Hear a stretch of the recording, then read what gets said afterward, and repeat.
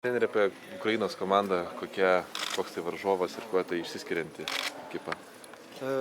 Aš pasakysiu, kad greičiausiai prieš čempionatą Ukrainos komanda buvo viena iš tų, kur specialistai sakė, kad jie neišeis iš grupės ir paliks čempionatą. Ir išėjimų tarp 12 geriausių komandų jie savo pagrindinį uždavinį jau įvykdė. Dabar žaidžia be tokio didelio spaudimo, sakykim taip, ir demonstruoja tikrai, sakykim, dvejopą krepšinį, kur vienose rungtynėse labai stipriai nusileido Latviam, bet kitose rungtynėse aplošė serbus. Ir įdomu, kokioj formoje ir kokį žaidimą jie demonstruos rytojaus rungtynėse. Ar treneris, buvęs NBA, yra kažkokia ranka jaučiasi, kad kažkoks kitoks krepšinis?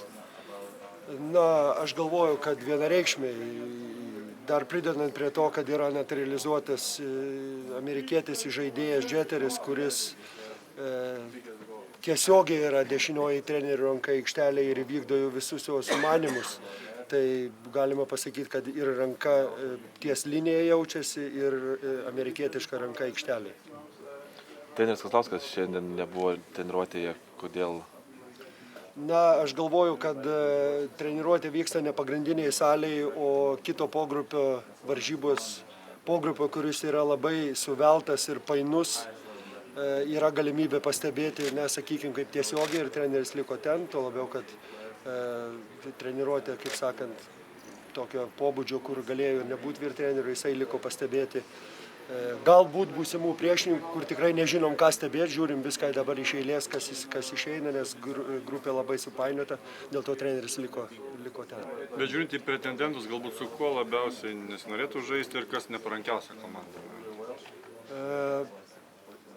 Apie tai kalbėjom ir tikrai vieną noriu pasakyti. Dabar rūpinamės tikrai tik savo komandos žaidimu, savo komandos žaidimo stabilizavimu, kad žaidimas būtų kaip 35 minutės su belgais, o ne kaip paskutinės 5 su belgais. Ir tai yra mūsų pirminis uždavinys. O prognozuoti kažką netgi likus dvi rungtynės iki pogrupio pabaigos yra neįmanoma, dėl to, kad viskas taip supainiota, jau kaip išeis, o pasirinkti tikrai neaišku ką, ir tuo labiau, kad to nedarom, o pažiūrėsim, kaip viskas susiklostys ir kokį mums priešininką pačios varžybos paskirs. Treneri, pagal tvarkaraštį gali būti, kad nežaisit arba 2 dienas iki ketvirtfinalio, arba 3. Jums kuris scenarijus atrodo 3 dienas gal per daug? Aš galvoju, kad būtų geriau, kad 3 dienų pertraukos nebūtų, nes pagalvokit, kad įeina žaidėjai į tokį ritmą, kur lyg tai organizmas pasiruošęs kiekvieną, sakykime, kas antrą dieną žaist, ir jisai tokią kaip spiruoklę turi viduje įtempęs, o dabar, jeigu būtų 3 dienos pertraukos, jau organizmas lyg signalą siunčia, kad dabar galima kažkiek pailsėti ir tą spiruoklę atleidžia, ir paskui ją įtempt vėl labai sudėtinga. Bet čia vėlgi nepasirinksim. Jeigu užimsim 1-3 vietas pogrupiai, tada bus tik 2 dienos pertraukų, jeigu 2 ir 4, jeigu aš neklystu, tada yra 3 dienos pertraukos, kas nebūtų optimaliausia, bet čia vėlgi nepasirinksim. Turit planą, kaip tas 3 dienas? Turim planą rytoj nugalėti priešininkai, vykdyti savo uždavinį ir paskui žiūrėti, kaip kiti žais ir kurią galų gale vietą. Jeigu rytoj laimėsim, tai jau žemiau antri nebūsim ir padėsim galbūt broliams latviams jų sėkmės atveju pasiekti ketvirtfinalį. O, kaip sakau, toliau galvojam, kad visų pirma reikia vykdyti savo uždavinį ir paskui žiūrėti, kaip kiti žais. Sakot, padėsite broliams latviams, gal su Bagackiu buvo susitikę, jau pašnekėjote? Ne, aš taip tik pasakau, kad nieko priešiško prieš juos neturim.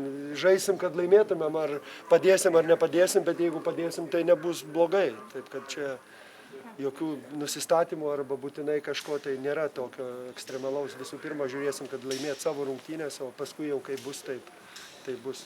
Treneri, situacija yra tokia, kad iš tikrųjų gali būti taip, kad iš B grupės išeis 3 komandos į ketvirtfinalius. Tai dar kartą įrodo, kad ta grupė buvo iš tikrųjų kaip mirtininkų? Aš galvoju, kad prieš prasideda čempionatui visi taip kalbėjo, bet kai prasidėjo čempionatas ir galbūt nežaidėm labai gražiai, visi pradėjo, na, ne visi negalima sakyti, atsirado ir nemažai kritikos, kad nežaidžiame gražiai ar ne taip, kaip reikėtų, ar pasiūlymų visokių. Iš tikrųjų, pogrupis buvo labai sudėtingas, labai klampus. 4 komandos iš buvusios Jugoslavijos su panašia sistema, su panašia pasiruošimo, su panašia gynybinė sistema, su panašia varžovų analizės sistema, kur neleidžia priešininkų žaisti, įvelia į klampų žaidimą ir tiesiog net ir geroj formui būtų nepaprasta demonstruoti gerą žaidimą, nes jie paprasčiausiai nei patys žaidžia, nei kitam leidžia.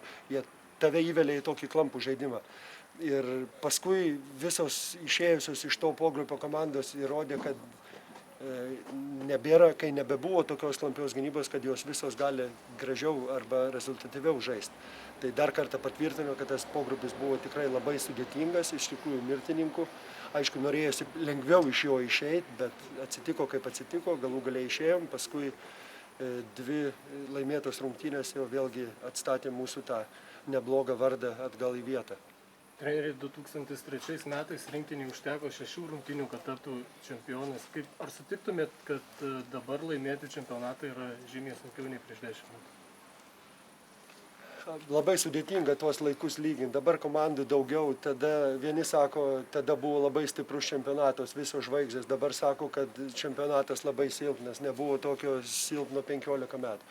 Aš sutikčiau, kad visos šalės atsiųstų dublerių komandas ir laimėčiau šitą čempionatą. Arba mes laimėtumėm, ne aš. Ne taip pasakiau, kad mes laimėtumėm šitą čempionatą, jeigu kiti atsiunčia dublerius.